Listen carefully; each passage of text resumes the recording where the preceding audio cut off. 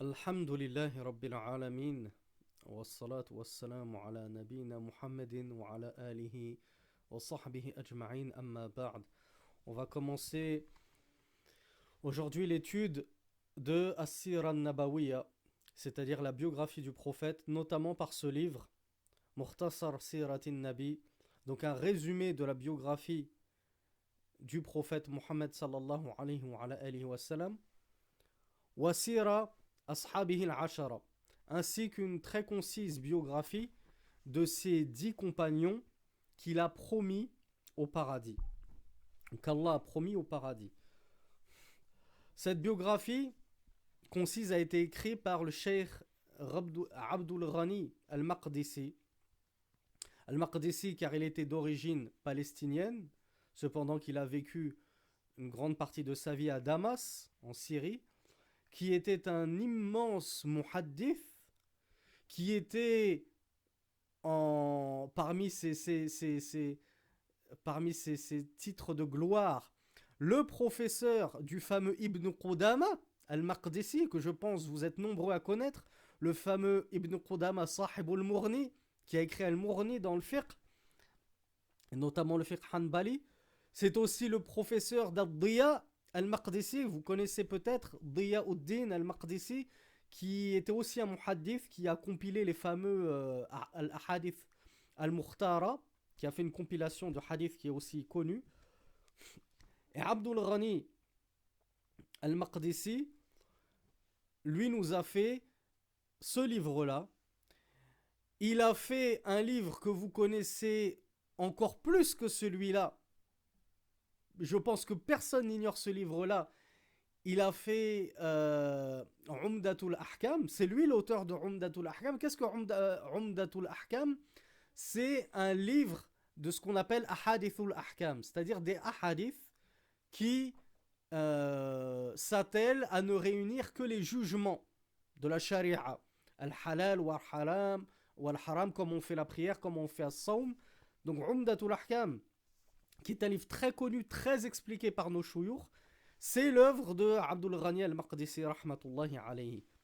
Et enfin, il a fait le fameux Al-Kamil, que peut-être certains connaissent, ceux qui aiment beaucoup la science du hadith ont peut-être déjà entendu parler, Al-Kamil, qui est un livre dans lequel des livres même, puisque c'est une mawsu'a, une encyclopédie, dans laquelle il s'était vertué à rapporter les noms et biographies de tous les rapporteurs de hadith qu'on trouve dans les Kutub as-Sitta, les 6 livres de hadith qui sont As-Sahihayn, les 2 authentiques, et les 4 livres de hadith que sont At-Tirmidhi, Abi Daoud, Ibn Majah wa Nasa'i. Ça, il est mort en l'an 600 de l'Hégire, rahmatullahi alayhi. Donc ça, c'était pour la biographie de l'auteur de ce livre. L'auteur de ce livre commence sa biographie par la généalogie du messager d'Allah sallallahu alayhi wa alihi wa sallam. Il nous dit fanabda binasabihi. On va commencer par sa généalogie, qu'on appelle en arabe an-nasab. Il nous dit, alors il faut savoir que les savants sont unanimes, comme le dit Ibn al-Qayyim, sur la généalogie du prophète jusque Adnan. Et après Adnan, les savants, entre Adnan et Adam, alayhi salatu wassalam, les savants ont divergé sur le nombre d'ancêtres composant sa généalogie, jusqu'à ce qu'ils divergent même sur les noms de ces personnes-là. Pourquoi ils ont tant divergé sur les noms? Parce que ce ne sont pas des Arabes. À la base, ce ne sont pas des Arabes. Donc il y a des noms qui ne sont pas arabes, et donc forcément est survenue une divergence. Est-ce que ça se prononçait comme ci ou comme cela? Car c'était des noms qui, à l'époque du messager d'Allah sallallahu alayhi wa sallam, étaient devenus désuets, non employés par les Arabes. Mais jusqu'à son ancêtre Adnan, les savants sont unanimes pour dire qu'il est Muhammad sallallahu alayhi wa sallam. Abul Qasim. Abul Qasim, c'est sa kunya, c'est-à-dire le père d'Al-Qasim. Il est Ibn Abdillah. Il est donc le fils de Abdullah. Le père du messager d'Allah s'appelait Abdullah. Fils de Abdil Muttalib, donc le grand-père du messager d'Allah, Et le père du messager d'Allah était Abdul Muttalib, Ibn Hashim, donc l'arrière-grand-père Hashim, Ibn Abdi Manaf, Ibn Qusay, Ibn Kilab, Ibn Murra, Ibn Ka'b, Ibn Lu'ay, Ibn Ghalib, Ibn Fihr, Ibn Malik, Ibn Nadr, Ibn Kinana, Ibn Khuzayma, Ibn Mudrikata ibn Ilyas, Ibn Mudra ibn Nizar, Ibn Ma'ad ibn Adnan. Jusque-là, les savants sont tous d'accord. Ensuite vient le khilaf. Nous, dans cette explication de la biographie du prophète sallallahu alayhi wa sallam, nous allons tâcher d'être aussi concis que l'auteur et de ne pas trop nous atteler à rapporter toutes les divergences qui existent quant à la biographie du messager d'Allah sallallahu alayhi wa sallam, sauf lorsque la divergence est très importante et très connue. D'ailleurs, vous allez voir que l'imam Abdul Ghani lui-même rapporte de temps en temps les divergences à ce sujet. Et nous avons modestement procédé à la traduction d'une autre biographie du messager d'Allah sallallahu alayhi wa sallam qui est très connue aussi, qui s'appelle Al-Urjuzatul Mi'iyya, qui a été écrite par Ibn Abil Aiz Al-Hanafi, qui a été expliquée par Cheikh Abd Razzaq Al-Badr, hafizahullah, wa rahimallahu al-mawta minhum, et qui nous espérons pourra être imprimé très prochainement afin que vous puissiez en bénéficier et vous l'approprier. C'est une très très bonne et concise explication aussi de la biographie du prophète sallallahu alayhi wa sallam. Voilà pourquoi pour le format court, audio et vidéo, j'ai préféré choisir un autre livre afin de ne pas expliquer un livre que nous avons déjà traduit à l'écrit et qui sortira bi'idhnillah prochainement. N'oubliez pas de faire des doigts pour qu'Allah nous facilite l'impression de tous les livres que nous avons traduits par sa grâce. Donc on a dit qu'on est allé jusqu'à Adnan. L'auteur Abdel Ghani est allé plus loin que Adnan et nous allons, pour être fidèles à l'œuvre originale, les lire, sachant que nous avons dit qu'il y a une divergence jusque même dans la prononciation de ces noms-là. Donc il nous dit Ibn Adnan, il est fils de Adnan, Ibn Udad, Ibn Ali Muqawwim, Ibn Nahur, Ibn Tayrah, Ibn Ya'rub, Ibn Yashjub, Ibn Nas, Ibn Nabit, Ibn Ismaïl. Là, par contre, on est sûr que, et c'est authentique, et c'est l'objet d'un consensus, le messager d'Allah sallallahu alayhi wa sallam fait partie de la descendance d'Ismaïl. C'est pour ça que, pour ceux qui écoutent parfois certains rabbins sur YouTube, ils appellent les musulmans Banu Ishmaïl. Ils disent Banu Ishmaïl. Nous, on les appelle Banu Israël, les enfants d'Israël. Eux, ils nous appellent Banu Israël parce que on est des descendants, enfin, notre prophète est un descendant de Ismaïl. Ismaïl qui est le fils de qui? Qui était un rasoul, un messager d'Allah, fils de Ibrahim, Khalilur Rahman. Ensuite, il nous donne même le père de Ibrahim. Il continue encore plus haut dans la descendance, ou dans l'ascendance plutôt. Il nous dit Ibn Tarah, le père de Ibrahim, il l'a appelé Tarah, et il nous dit Wahwa Azar, qu'on appelait aussi Azar. Ibn Nahur, Ibn Sharuh, Ibn Ra'u, Ibn Farah, Ibn Aybar, Ibn Sharah, Ibn Arfakhshad, Ibn Sam. Là, on commence à reconnaître Sam. On a déjà, je pense, entendu parler de Sam, qui est l'enfant de Nuh, alayhi salatu wassalam. Noé en français. On connaît Sam, fils de Noé.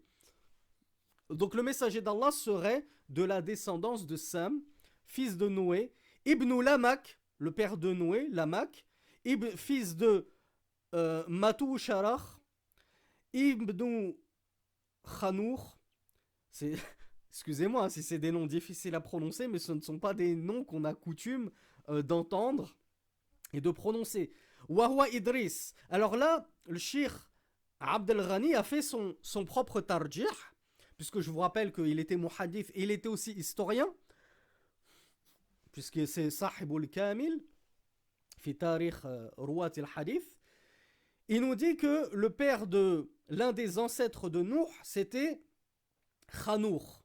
Et il nous dit que Khanour, c'est Idris, An-Nabi, Fima yaz'umun. Il nous dit, ils prétendent, les Banu Israël, qui ont dressé eux aussi les généalogies de leurs prophètes, ils prétendent que dans la généalogie de Nuh, on retrouve tout en haut Idris, le prophète Idris. Et c'est pour ça qu'il a dit yaz'umun. C'est ce qu'ils prétendent. Wallahu a'lam. Allahu a'lam bis-sawab. Certains savants, et là je vous ai dit, on va rester concis et je ne vais m'atteler au khilaf que lorsque c'est important et connu. Certains savants ont dit que normalement Idris ne fait pas partie, n'est pas l'un des maillons de la chaîne généalogique remontant allant de Adam jusqu'au prophète sallallahu alayhi wa sallam. Pourquoi? Parce que le messager d'Allah sallallahu alayhi wa sallam, dans le hadith que vous connaissez tous du voyage nocturne et de l'ascension jusqu'au lotus de la limite, lorsque le messager d'Allah a parlé ensuite à Allah, qu'il a reçu l'ordre de 50 prières puis de 5 prières, vous le savez que dans chaque ciel qu'il a monté, il a rencontré un prophète. Et lorsque le messager d'Allah sallallahu alayhi wa sallam a rencontré le prophète Ibrahim, qu'est-ce que lui a dit le prophète Ibrahim alayhi salatu wassalam? Il lui a dit marhaban bil ibn salih wan nabi salih, bienvenue au fils, à l'enfant vertueux, le fils vertueux et le prophète vertueux, car le messager d'Allah est par extension l'un des fils d'Ibrahim, il découle de la descendance d'Ibrahim. Lorsque le prophète a rencontré Adam, Adam lui a dit la même chose. Marhaban bil ibn salih wa nabi salih, bienvenue au fils pieux, car le messager d'Allah est l'un des fils d'Adam. Le messager Mohammed est l'un des fils d'Adam. Il fait partie de sa descendance. Donc il lui a dit bienvenue au fils pieux et au prophète pieux. Mais lorsque le messager d'Allah a rencontré Moussa, Moïse, est-ce que Moïse lui a dit bienvenue au fils pieux et au prophète pieux? Marhaban bil ibn salih. Non. Il lui a dit marhaban bil akhi salih, bienvenue au frère pieux. C'est-à-dire qu'on est frères, je ne suis pas ton parent, je ne suis pas l'un de tes ancêtres, on est cousins, on est frères et cousins. Il y a un embranchement, on n'est pas de la même descente, tu ne descends pas de moi. Et lorsque le messager d'Allah a rencontré le prophète Idris dans l'un de ses cieux, eh bien le prophète Idris alayhi salatu wassalam ne lui a pas dit marhaban bil ibn salih.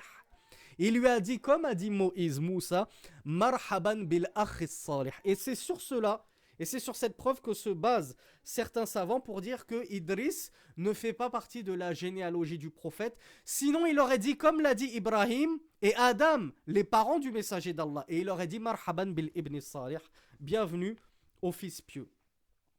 Et Abdul Ghani nous dit, wa huwa awwalu bani Adam u'tiya an-nubuwwa. Il nous dit que Idris, il est rapporté que c'est le premier des fils d'Adam à avoir reçu la prophétie et c'est le premier à avoir écrit.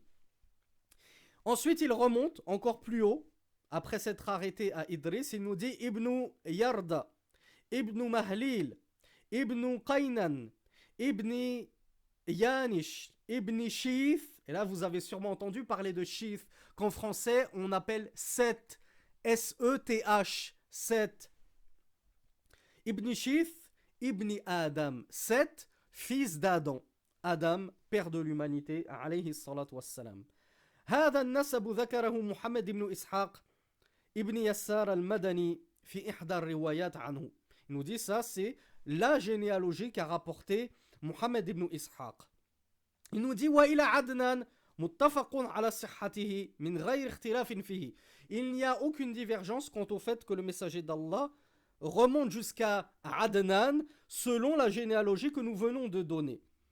On en comprend qu'après Adnan, il y a une divergence quant à la généalogie du prophète. Il nous dit wa Quraysh wa ibn Fihr ibn Malik. Nous avons cité dans la généalogie Ibn Fihr ibn Malik. Il nous dit celui-là, il s'appelait Quraysh. Et c'est lui l'ancêtre de la fameuse tribu des Quraysh dont était issu le messager d'Allah sallallahu alayhi wa sallam. Il nous dit waqila huwa an-Nadr ibn Kinana. Donc on ne sait pas où il a été dit que Quraysh, tantôt on a dit que c'était Ibn Fihr ibn Malik, tantôt on a dit que c'était plutôt an-Nadr ibn Kinana. Deuxième chapitre, Ummuhu. Donc là on a vu le père, et les pères plutôt du messager d'Allah. Son père, on le rappelle, c'était Abdullah. Son grand-père, c'était Abdul Muttalib. Son arrière-grand-père, c'était Hashim.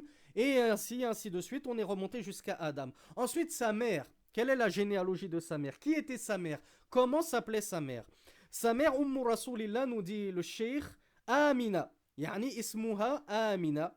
Bintu Wahb, ibn Abdi Manaf, ibn Zuhra. Ibn Kilab, Ibn Murra, Ibn Ka'b, Ibn Lu'ay, Ibn Ghalib. Vous allez voir que dans la généalogie de sa mère, on arrive à un ancêtre commun avec son père. Son père et sa mère avaient un ancêtre commun. Sa mère s'appelait donc Amina, fille de Wahb, fils de Abdi Manaf, fils de Zuhra, fils de Ibn Kilab, fils de Murra, fils de Ka'b ibn Lu'ay, fils de Ghalib. Ça c'est pour la mère du messager d'Allah. Donc le messager d'Allah est le fils de Abdullah et de Amina, qui sont tous deux, selon As-Sahih, morts sur le kufr. Voilà pourquoi on ne dit pas rahimahumullah ou on ne dit pas radiyallahu anhuma, car et son père et sa mère sont morts sur le kufr, la mécréance. Wiladatuhu, la naissance du messager d'Allah sallallahu alayhi wa sallam. Cheikh wal-Hafiz Abdul Ghani nous dit وولد رسول الله صلى الله عليه وعلى آله وسلم بمكة عام الفيل في شهر ربيع الأول لليلتين خلتا منه يوم الاثنين وقال بعضهم بعد الفيل ب30 عاما وقال بعضهم ب40 عاما والصحيح أنه ولد عام الفيل. Le cheikh nous dit que le messager d'Allah sallallahu alayhi wa sallam est né l'année de l'éléphant. Il nous dit, alors pourquoi l'année de l'éléphant? Est-ce qu'on n'a pas de date précise? Eh bien sachez qu'à l'époque, les Arabes ne comptaient pas avec des dates comme ça, ils n'avaient pas un calendrier bien déterminé, mais ils comptaient les années selon les événements importants qu'ils s'y produisaient. L'année de l'éléphant, c'est lorsque Abraha est venu avec ses éléphants pour détruire la Kaaba. Ceux qui ont déjà entendu cette histoire, où Allah leur a envoyé des oiseaux à Babil avec des pierres. Cette histoire est narrée dans la sourate Al-Fil, dans le Coran.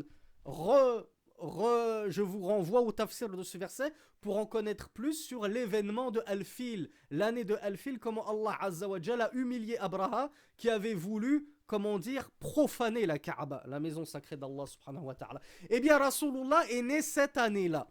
Et c'est ainsi que les Arabes nommaient les années. Ça, c'est l'année de l'éléphant. Ça, c'est l'année de telle chose. Ça, c'est l'année de telle chose. C'est-à-dire, c'était l'année où il s'était produit tels grands événements. Et il disait, par exemple, il est né 2 ans après l'année de l'éléphant. Il est né 10 ans avant l'année de tel et tel événement. Ainsi, il notait les années. Donc, le messager d'Allah, ce qui est authentique, ce qui est le plus correct, c'est qu'il est né l'année de l'éléphant. Abdel Ghani nous dit que le messager d'Allah est né dans le mois de Rabi' al-Awwal. Là encore, c'est ce qu'il y a de plus correct. Mais Abdel Ghani nous dit, Cheikh Abdel Ghani nous dit qu'il est né le 2 de Rabi' al-Awwal. Si vous vous souvenez, pour ceux qui me suivent aussi sur les réseaux sociaux, j'avais fait une publication sur Al-Mawlid al-Nabawi, sur ce qu'ils appellent la célébration de l'anniversaire du prophète. Et j'expliquais que c'est bid'a, c'est une innovation de célébrer la naissance du prophète, mais en plus, c'est complètement infondé, puisqu'on ne connaît pas réellement avec certitude la naissance du prophète Mohammed sallallahu alayhi wa sallam, puisque les historiens, les muhaddithin, les savants de l'islam ont divergé. Par exemple, Abdul Ghani, lui, il a opté pour le fait que le messager d'Allah est né le 2 de Rabi' al-Awwal. Comme je vous l'ai dit, l'imam Malik disait que c'était le 8. Il a rapporté un hadith où c'est le 8 Rabi' al-Awwal. Et après, on a tous les malikites qui fêtent la naissance le 12. Bon, on n'est plus à une contradiction près entre les pseudo-malikites et, et leur imam Malik, et l'imam dont il se revendique, pour une grande partie faussement. Et on a la version qui est, c'est vrai, qui fait objet d'une grande majorité qui a remporté l'adhésion d'une grande majorité de savants, qui voient que c'est le 12, mais personne n'a dit que c'est le 12 de manière sûre et formelle et certaine. Ils sont d'accord qu'il y a un khilaf dessus, il y a une divergence. Il y en a qui disent le 2, il y en a qui disent le 8. Je crois qu'il y en a aussi qui avancent la date du 10. Il y en a qui disent le 12. On ne sait pas, Allahu a'lam. En fait, la seule chose dont on est quasiment sûr, c'est que c'est un Rabi' al-Awwal de l'année de l'éléphant. Et ce dont on est sûr par contre à 100%, c'est que c'est un lundi. Parce que Rasulullah l'a dit dans un hadith authentique, je suis né un lundi. Voilà pourquoi le Cheikh Abdel Ghani nous dit Yawm al-Ithnain. Le messager d'Allah, il est le lundi, probablement le 2 de Rabi' al-Awwal, probablement le 8, probablement le 12, Allahu a'lam, l'année de l'éléphant, et encore même l'année n'est pas sûre. Voilà pourquoi le Cheikh Abdel Ghani nous dit Waqala ba'duhum, certains ont avancé qu'il serait né 30 ans après l'année de l'éléphant. D'autres disent 40 ans après l'année de l'éléphant. Mais Cheikh nous dit mais ce qui est correct, c'est qu'il est né l'année de l'éléphant. Ça, c'était pour la naissance du messager d'Allah, sallallahu alayhi wa sallam. Wafatu walidi rasulillah wa ummihi wa jaddihi. La mort du père du messager d'Allah, ainsi que de sa mère et ainsi que de son grand-père. Vous allez voir que le messager d'Allah a connu orphelinat sur orphelinat. Orphelinat, non pas la structure, l'établissement, mais la situation. C'est-à-dire, il était orphelin. Il nous dit وَمَاتَ أَبُوهُ عَبْدُ اللَّهِ بْنُ عَبْدِ الْمُطَّلِبِ وَرَسُولُ اللَّهِ قَدْ أَتَى لَهُ 28 شهرا صلى الله عليه وعلى آله وسلم.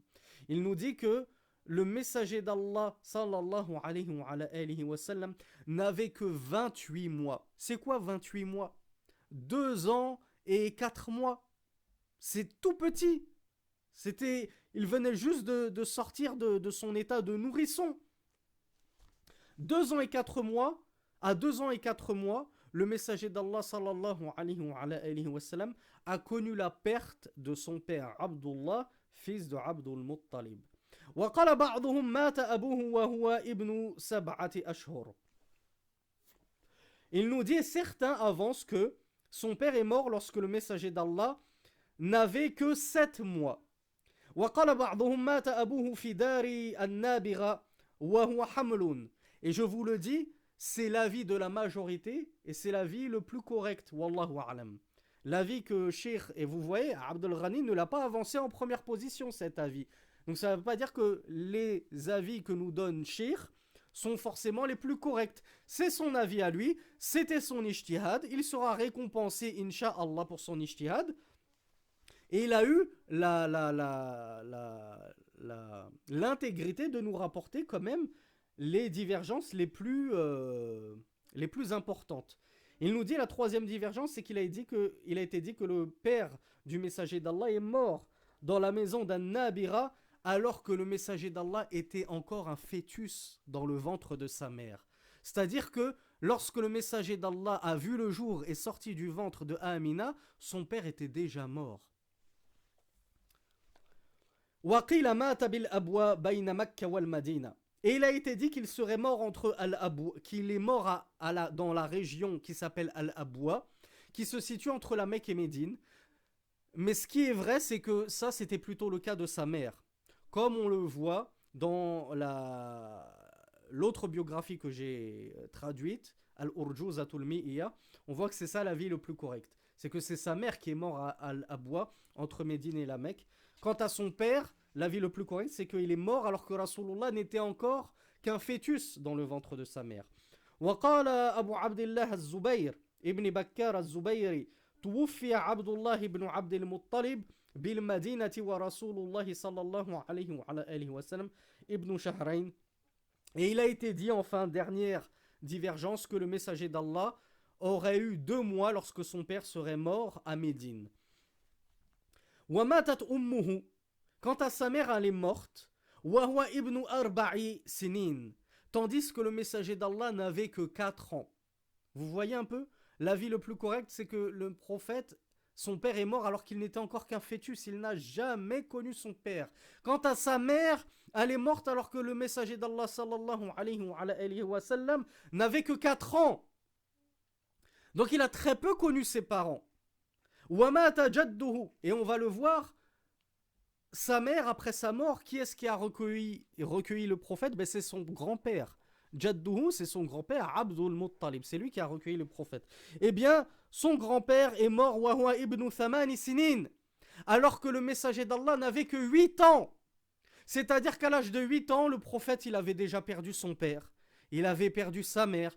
Il a perdu son grand-père qui s'est occupé de lui après sa mère. Salawatullahi alayhi. Subhanallah. Quand je vous le disais, orphelinat sur orphelinat sur orphelinat. Il a été très éprouvé par Allah subhanahu wa ta'ala dans cela. D'où le mérite immense du messager d'Allah sallallahu alayhi wa sallam. Il a grandi dans une vie de lutte et d'épreuve depuis tout petit. وَقِيلَ مَاتَتْ أُمُّهُ وَهُوَ إِبْنُ سِتِّ سِنِّينَ. Et il a été dit que sa mère est morte alors qu'il n'avait que 6 ans. Alors que l'on dise qu'il avait 4 ans ou 6 ans, ça reste toutefois très très jeune pour perdre ses 2 parents.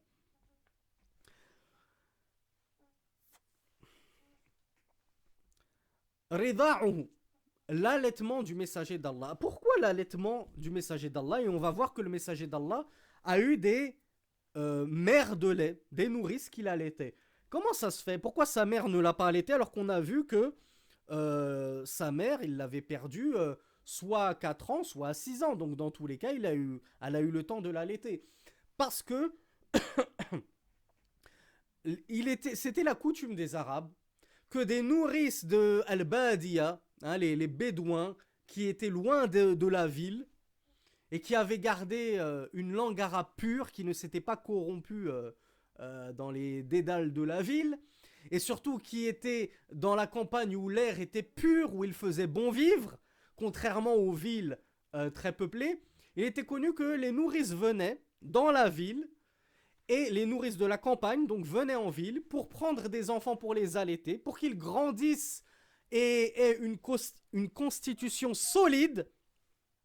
Et une fois qu'ils étaient de constitution solide, qu'ils avaient fui les maladies des villes, et il était notamment connu par exemple que Médine était une ville où il y avait de grandes épidémies, donc les gens confiaient leurs enfants aux nourrices Kharij al-Madina, en dehors des villes, pour qu'ils aillent grandir à la campagne, dans un endroit pur, préservé, etc. Puis, une fois sevrés, les nourrices rendaient les enfants à leurs parents. Voilà pourquoi c'est si important de connaître les nourrices du messager d'Allah, car le messager d'Allah sallallahu alayhi wa sallam n'a pas été et n'a pas grandi les premières années avec sa mère. Il a eu 2 mères de lait. Et pourquoi c'est si important les mères de lait? Car le messager d'Allah sallallahu alayhi wa sallam a dit dans un hadith rapporté par Aïcha radiyallahu anha, al-wiladatu tuharrimu ma tuharrimu ar-rada'atu tuharrimu ma tuharrimu al-wiladatu. L'allaitement rend interdit ce que la naissance rend interdit. C'est-à-dire qu'à partir du moment où tu allaites un enfant, tu vas allaiter une fille qui n'est pas la tienne. En même temps que tu allaites ton fils, cette fille qui n'est pas la tienne et ton fils, ils deviennent, à cause de ton allaitement, frères et sœurs de lait. C'est-à-dire qu'ils ne peuvent plus se marier, comme s'ils étaient sortis du même ventre. Si tu sors, tu as consommé le même lait, c'est comme si tu étais sorti du même ventre. Voilà pourquoi le messager d'Allah a dit que l'allaitement interdit ce que la naissance interdit. Donc c'est pour ça que c'est important de savoir que le messager d'Allah a été allaité et qu'il a eu donc par conséquent des frères de lait, des mères de lait. Sa première nourrice connue, c'est Thuwayba, Jariyatu Abi Lahab. Wa huwa a'taqaha. Thuwayba, c'est la première nourrice du messager d'Allah sallallahu alayhi wa sallam. Et c'était l'esclave affranchi de Abu Lahab. Le fameux Abu Lahab, oncle du prophète qui a combattu le prophète sallallahu alayhi wa sallam jusqu'à sa mort, jusqu'à la mort d'Abu Lahab. Il avait une esclave affranchie, c'est cette esclave affranchie qui a été la première nourrice du messager d'Allah sallallahu alayhi wa sallam. Cheikh Abdel Ghani nous dit وأرضعت معه حمزة ابن عبد المطلب وأبا سلمة عبد الله بن عبد الأسد المخزومي. وأرضعتهم بلبن ابنها مسروح. Cette femme, Thuwayba, واختلف في إسلامها. On ne sait pas, les savants ont divergé sur son islam. Est-ce qu'elle s'est convertie ou non? Allahu a'lam bis-sawab. Allah est plus savant de l'avis le plus correct. Cela fait objet de divergence. Quoi qu'il en soit, ce qu'on l'on sait, c'est que Thuwayba a allaité en même temps que Rasulullah sallallahu alayhi wa sallam, Hamza ibn Abd al-Muttalib. Qu'est-ce que ça veut dire? Ça veut dire que Hamza était l'oncle paternel du messager d'Allah sallallahu alayhi wa sallam. Et qu'est-ce qu'on vient de dire par rapport au hadith de Aïcha qu'on vient de lire? Ça veut dire que Hamza et le messager d'Allah étaient des frères de lait. Le messager d'Allah, il avait Hamza pour oncle, et en même temps son oncle était son frère de lait. C'est tout de même cocasse. Abu Salama était aussi son frère de lait, et leur frère de lait à tous, le vrai fils utérin de Thuwayba, s'appelait Masrouh. Donc Masrouh était aussi le frère de lait de Rasulullah. Wa arda'athu Halima bintu Abi Dhu'ayb as-Sa'diyya. Et enfin, sa deuxième nourrice connue, je pense que vous l'avez tous entendu, vous avez tous entendu parler d'elle, c'est Halima. Elle, par contre, elle s'est convertie. Rahmatullahi alayha wa radiyallahu anha. Pourquoi? Parce que c'était une compagnonne du messager d'Allah sallallahu alayhi wa sallam. C'était sa nourrice, et en même temps, après que le messager d'Allah sallallahu alayhi wa sallam ait reçu la prophétie, elle est venue avec son mari, radiyallahu anhuma, qu'Allah les prenne en agrément tous les deux. Elle est revenue voir Rasulullah avec son mari, et elle a embrassé l'islam avec son mari. Elle, par contre, ça a été établi. Donc Halima, radiyallahu anha, c'était la nourrice du messager d'Allah, et elle a commencé comme nourrice du messager d'Allah, et elle finit comme compagnonne du messager d'Allah sallallahu alayhi wa sallam. Elle s'appelait donc Halima, fille de Abi ou Abu, ça dépend comment on traduit en français, Abu Dhu'ayb as-Sa'diyya, de la tribu d'as-Sa'diyya. Faslun fi asma'ihi. Et on va s'arrêter là, bi'ithnillah, pour ce cours. Chapitre sur les différents noms ou prénoms qu'a eu le messager d'Allah. Enfin, non, parce que ce n'est pas vraiment des prénoms. Qu'a eu le messager d'Allah. Il nous dit, Rawa Jubayr ibn Mut'im qala, qala Rasulullah sallallahu alayhi wa sallam, inni ana Muhammad. Donc, Jubayr ibn Mut'im nous rapporte que le messager d'Allah sallallahu alayhi wa sallam a dit: je suis certes Muhammad. Donc déjà le premier nom et le plus connu du prophète sallallahu alayhi wa sallam, c'était Muhammad. Wa ana Ahmed. Ça c'est le deuxième nom très connu du messager d'Allah que l'on trouve dans le Coran. Et même Isa leur avait fait l'annonce. Wa bi rasulin min ba'd ismuhu Ahmed. Il vous viendra un messager après moi qui s'appellera Ahmed. Isa, Jésus, fils de Marie, avait fait l'annonce à ses compagnons et à son peuple et aux Banu Israël, aux enfants d'Israël. Il vous viendra un prophète après moi qui s'appellera Ahmed. Et notre prophète s'appelait Muhammad sallallahu alayhi wa sallam, mais pas que. Il s'appelait aussi Ahmed. Wa ana al-mahi alladhi yamhu Allah bihi al-kufr. Et Muhammad nous dit, et je suis al-mahi, c'est-à-dire celui qui efface, par lequel Allah subhanahu wa ta'ala efface le kufr, la mécréance. Wa ana al-hashir alladhi hashara an-nas. Et les vrais termes que l'on rencontre plutôt dans le hadith, parce que ça c'est la parole de Shir Abdel Ghani, mais plutôt dans le hadith, notamment la version d'Al-Bukhari, on trouve plutôt Alladhi yuhsharu nas ala qadami. Et je suis Al-Hashir, celui qui rassemble. Et il y a deux interprétations, deux explications de la part des savants de ce hadith et de ce nom, Al-Hashir. La première explication, comme nous le rapporte Ibn al-Athir, rahimahullah, il nous dit Al-Hashir alladhi yuhsharu nas ala qadamihi, yani huwa awwalu man yuhshar yawm al-qiyamah. ثم على إثره ou على أثره plutôt يحشر الناس. Il nous dit ce qui est voulu par Al-Hashir, c'est-à-dire que ça va être la première personne ressuscitée au jour dernier, puis à sa suite seront ressuscités les autres hommes et femmes. وأنا العاقب. أنا العاقب يعني أنا آخر الأنبياء. Je suis le sceau de la prophétie, c'est-à-dire la nabiyya ba'dahu. Il n'y aura plus de prophète après le messager d'Allah sallallahu alayhi wa alihi wa sallam. Alladhi laysa ba'di nabi. On a bien sûr expliqué et on ne cessera de le réexpliquer. Attention, ça ne veut pas dire que Isa ne reviendra pas. Isa, Jésus fils de Marie, on le sait, va revenir à la fin des temps pour combattre le Dajjal. Mais ça ne veut pas dire qu'il reviendra comme un nouveau prophète après Mohammed. Isa était déjà prophète avant Mohammed. Donc il n'y a pas de nouveau prophète après Mohammed. Et en plus, comme on l'a déjà dit, lorsque Isa, Jésus reviendra, il jugera bil Qur'an wa sunnah. Il jugera avec le Coran, le livre d'Allah, et la sunna de Mohammed. Il ne va pas juger avec son ancienne sharia qu'il avait apportée au Banu Israël. Donc le hadith que l'on vient de lire, il est muttafaqun alayhi. Je suis Mohammed, je suis Ahmed, je suis Al-Mahi, celui par lequel Allah efface le kufr. Je suis Al-Hashir, je suis celui qui rassemble les gens, ou alors que au pied duquel seront rassemblés les gens, c'est-à-dire que moi je serai le premier à sortir de terre Yawm al-Qiyamah, puis les gens sortiront à ma suite. Et je suis Al-Aqib, c'est-à-dire je suis le sceau de la prophétie, il n'y aura pas de prophète après moi.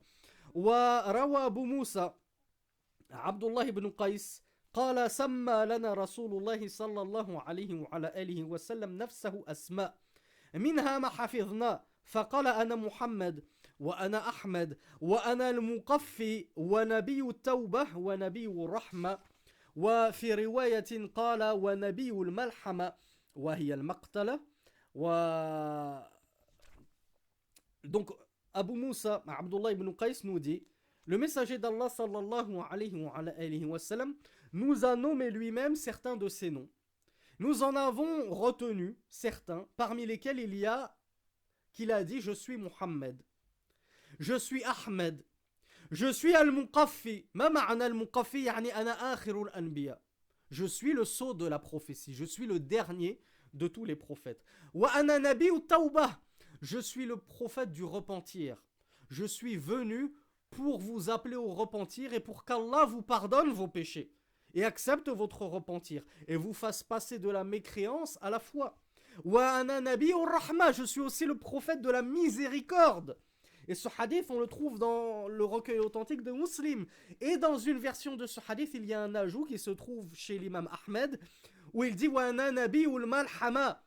Et dans une version, ana nabiyul malahim, je suis le prophète de la lutte, de la guerre, du combat. Le prophète est venu pour combattre les associateurs et élever kalimatul ikhlas, la parole la ilaha illallah, il n'y a d'autre Dieu qu'Allah. Je suis le prophète des grandes luttes, des grandes guerres. وروى جابر بن عبد الله قال رسول الله صلى الله عليه وعلى آله وسلم أنا أحمد وأنا محمد وأنا الحاشر وأنا الماحي الذي يمحو الله به الكفر فإذا كان يوم القيامة لواء الحمد معي وكنت إمام المرسلين وصاحب شفاعتهم. Et dans une autre version de ce hadith, on voit à la fin que le messager d'Allah dit: lorsque viendra Yawm al-Qiyamah, le jour de la résurrection, l'étendard de la hamd, l'étendard de la louange sera dans ma main, sera avec moi plutôt, plus précisément, ma'i, et je serai l'imam des envoyés, imam al-mursalin, je serai le chef à la tête de tous les envoyés, wa sahibu shafa'atihim, et je serai celui qui aura l'intercession. Leur intercession, comme on l'a narré dans certains cours de Aqidah, Yawm al-Qiyamah, Banu Adam, les enfants d'Adam, iront de prophète en prophète. On ira voir Adam et on lui dira: oh Adam, intercède pour nous auprès de ton Seigneur afin qu'il hâte la venue du jugement et que l'on puisse vite être jugé pour vite rentrer au paradis, parce que Yawm al-Qiyamah va être un jour terrible et un jour très long. Donc on va aller voir Adam. Adam va nous renvoyer vers Nuh. Il va dire: nafsi, nafsi, je me préoccupe de ma propre personne, j'ai péché. Nafsi, nafsi, allez voir Nuh. Nuh va nous envoyer vers Ibrahim. Ibrahim va nous envoyer vers Moussa. Moussa va nous envoyer vers Isa. Isa va nous envoyer vers Mohammed. Ils vont tous se renvoyer les uns vers les autres, parce qu'ils seront tous préoccupés par leur propre sort. Et Mohammed sallallahu alayhi wa sallam, lorsqu'on ira le voir pour lui dire: intercède pour nous auprès d'Allah, il dira: ana laha, Ana laha, je suis pour cette intercession, c'est pour moi. Elle a été faite pour moi, subhanallah. C'est moi qui vais intercéder pour vous. C'est pas Moussa, c'est pas Isa, c'est même pas Adam, c'est pas Ibrahim. Pourtant, Ibrahim, c'est Khalilullah. Al-Khulla, c'est le summum de Al-Mahabba, de l'amour. Donc on ne le traduit pas par ami intime. Et je précise pour le préciser parce que je faisais cette faute dans mes tout premiers cours d'il y a 5 ans, je crois, ou même plus. Maintenant j'ai compris que Al-Khulla, on ne peut pas le traduire par ami intime parce que c'est vraiment de l'amour. C'est le paroxysme de l'amour. Donc Ibrahim a atteint un seuil d'amour auprès d'Allah incroyable. Et pourtant même lui n'intercédera pas pour nous. C'est Mohammed qui dira Ana laha. Je suis là pour ça. Et il intercédera auprès d'Allah pour nous, subhanahu wa ta'ala. Wa sallallahu alayhi wa sallam. وسماه الله سبحانه وتعالى في كتابه العزيز. Et Allah a nommé Mohammed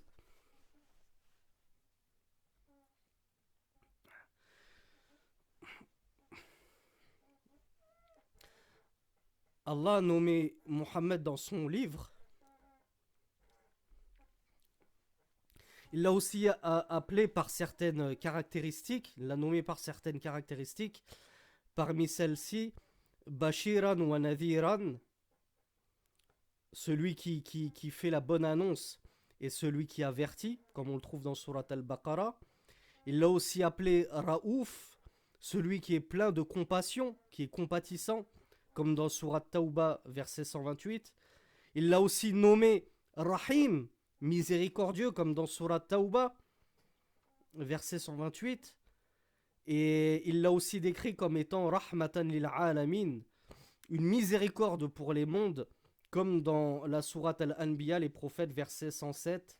هذا والله أعلم وصلى اللهم على نبينا محمد والحمد لله رب العالمين.